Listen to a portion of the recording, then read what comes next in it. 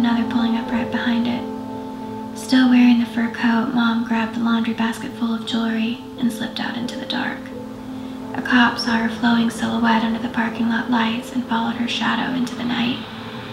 Mom shot a glare over her shoulder so fast she almost gave herself whiplash. The low-hanging moon struggled through the smog, but she could see the determination on the cop's sweating face in the veiled light. He was gaining on her. She could almost feel his breath on the ends of her smoke-filled curls.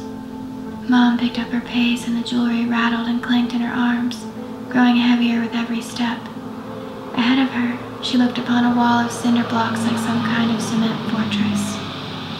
In one desperate, violent swoop, Mom launched the laundry basket full of jewelry through the air and into the cop behind her. He tumbled, and she scaled the bricks, disappearing over the wall into the alley, fur coat and all. Fear pumped through her bloodstream, but adrenaline propelled her forward. The soles of her shoes burned from the sun-scorched asphalt, and she could feel it seeping through to her heels. But she kept running. The coat weighted down on her, and even her eyes felt hot.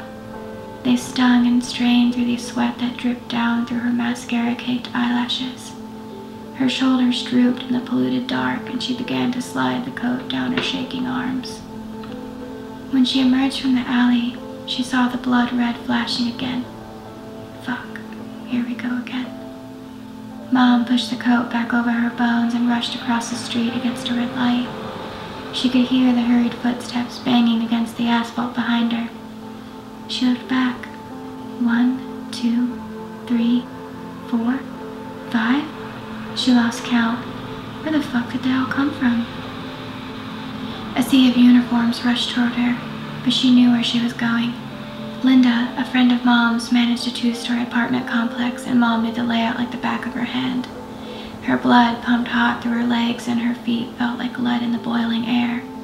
Sweat collected in tiny beads right below her breasts, running down over the peaks of her ribcage and into the seams of her underwear.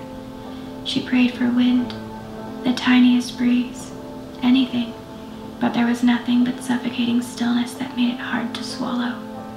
Her mouth tasted like stale nicotine, and cloudy strands of spit webbed across her teeth.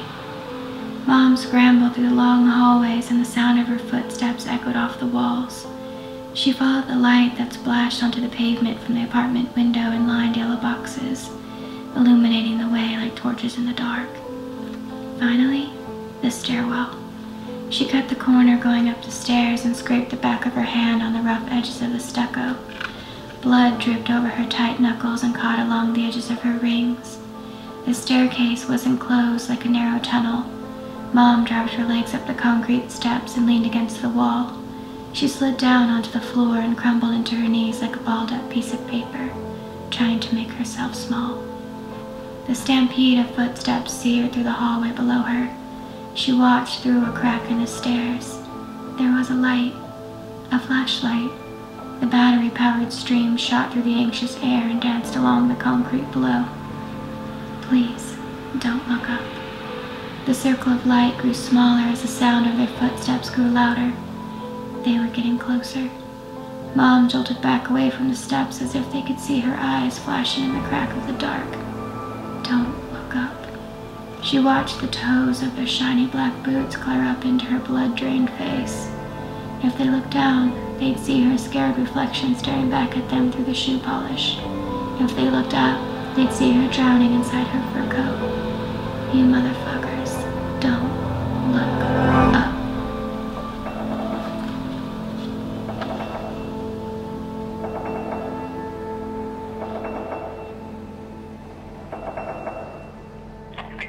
I looked out the window and I seen the cops going in the front, and I was like, oh shit, I knew they were there for me, you know?